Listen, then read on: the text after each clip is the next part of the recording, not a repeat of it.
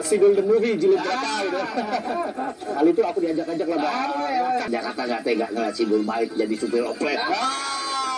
Jakarta bang, ya kan kita ingin mengembalikan kota ini menjadi kota yang tentu saja maju tapi juga berbudaya. Ya.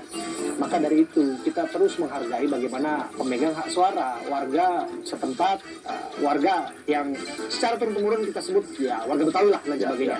Abang dengar nggak sih sebetulnya bahwa calon kandidat lawan abang tentu sudah tahu juga bahwa bukan asli Jakarta. Beliau adalah mantan gubernur Jawa Barat. Satu lagi Purnawirawan Jenderal bintang 3 di kepolisian yang juga kita tahu ya setidaknya bukan asli Jakarta juga gitu. Abang mau bilang apa soal itu? Saya nggak mau masuk ke dalam komoditas itu, walaupun saya punya hak untuk bicara gitu. Saya kenal Bang Ridwan Kamil, saya waktu jadi gubernur, dia juga jadi gubernur, saya tahu. Walaupun mungkin yang ketiga saya nggak kenal, saya baru dengar nama. Artinya wajar kalau kita melihat identitas itu. Tapi saya nggak suka main seperti sama. Misal pertanyaan Anda, Bobotoh atau Jackmania? Ini sepak bola sportif. Biarkan saja mereka bermain. Tidak ada persaingan. Kalau begini terus kita nggak pernah main di tingkat dunia. Artinya begitulah. Walaupun memang secara statistik kita lihat Jakarta itu komponen terbesar. Maaf, pertama 34% adalah Jawa. Jakarta Betawi 31%. Sundanya nggak banyak, kecil. Maaf kalau kita harus bicara itu. Itu kan demografi. Itu demografi namanya kan. Nah makanya itu pasti komponen Betawi juga akan mereka tarik. Pasti. Makanya saya bilang saya ketemu nih. Silahkan. Jangan kita paksain, nggak harus semuanya ngedukung kita. Belum kita benar semua. Karena pada prakteknya kan abang hanya diusung oleh PD Perjuangan seorang. Itu yang menarik. Sementara ada mesin partai yang secara berombongan mengusung Pak Ridwan Kamil dan juga Pak Suswono. Abang nggak gentar itu? Dan saya nggak mundur. Ini yang membuat saya nggak gentar. Satu, Ibu Mega bilang bagaimana masyarakat Betawi. Wow, saya berdiri di depan. Walaupun mungkin saya juga bingung dari mana saya harus mulai. Saya undang nih saudara-saudara saya. Yuk, mulai dari mana? Gue lihat lu dari jauh, urusan lo berantem aja. Kagak solid. Ayo, sekarang gue perlu bantuan lo solid. Ini tujuan buat kita semua. Gitu, intinya seperti itu. Kalau mengukur kemampuan lawan bang, teknik Sun Tzu kan katanya ukur kemampuan dan kelemahan lawan. Dan dari situ kita bisa melakukan semacam siasat untuk memperoleh kemenangan. Betul. Antara Pak RK Suswono atau Dharma Pongrekun dan Kun Abioto, kira-kira lawan mana yang paling berat? Ya RK lah.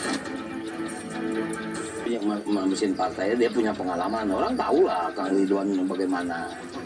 Yang saya dengar abang ini malah mencoba untuk membujuk Anies Baswedan menjadi bagian dari pemenangan Pramono dan Mas Pram dan juga Bang Rano. Saya nggak menagih janji, tapi saya yakin Bang Anies tahu bagaimana saya memperjuangkan dia.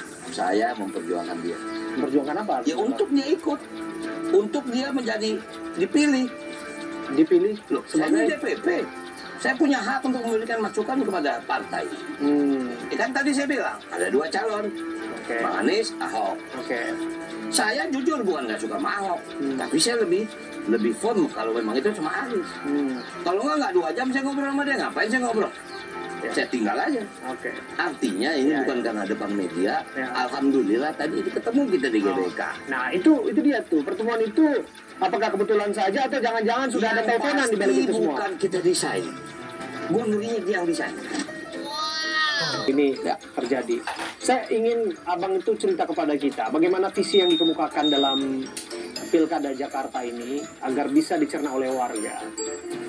Kaitannya dengan pengentasan masalah kemacetan dan juga kebanjiran.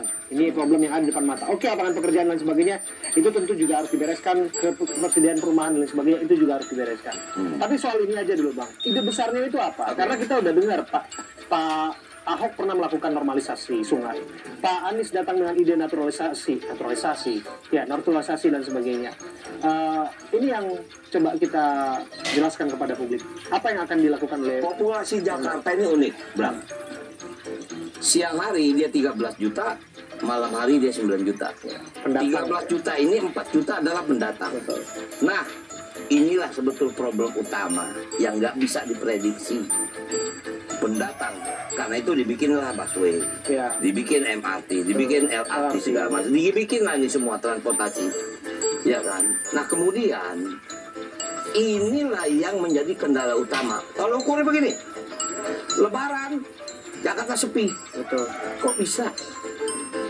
Yuk kita mikir gitu deh, gimana caranya nih supaya kita bisa ciptain gitu. Apa tiap minggu kita bikin Lebaran bahasanya nih. Wah, bisa menekan. Ini yang harus kita cari. Apa titik permasalahannya?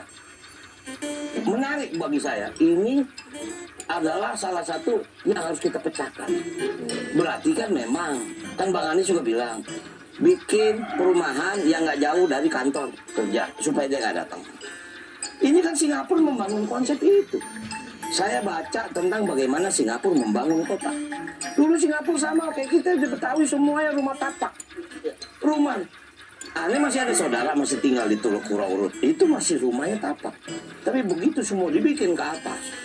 Nggak bisa lain. Harus begitu Jakarta. Nah ini tinggal kita lakukan satu, sosialisasi. Maaf, ini mungkin kita mungkin pada kecil pada tahu. Dulu di Jakarta, ini belakang ini jangan jauh-jauh nih. Ini belakang rumah saya ini. Apalagi di Menteng masih ada. Itu antara rumah satu dengan rumah dua ada yang namanya beranhang. Ini ada tanah 1,5 meter biasanya got untuk drainase. Betul. Juga kalau memang ada kebakaran lewatnya sini. Jebol itu tembok supaya apa bisa. Ini kemarin Manggarai kebakaran. Seret. Kan nggak mungkin. Jadi satu saat harus ada pengorbanan. Nah pengorbanan ini prioritasnya bagi orang yang berkorban. Bukan kita udah minta, oke, bukan gusur, oke, lo pindah sementara.